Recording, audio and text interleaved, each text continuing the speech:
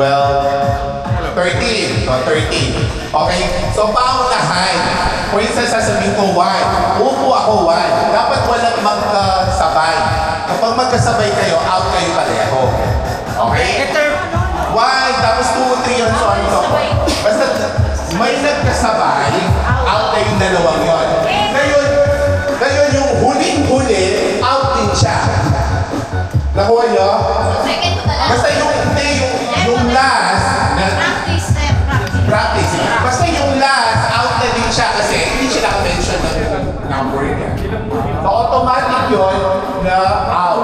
Kaya magpapabilisan kayo yan eh. Kasi yung ba yung 1 or yung basta wala kayong usapan. Kanya-kanya kayo kung sino ang gusto mong number. Okay nga, so sample tayo. O sige, sample muna. Sige.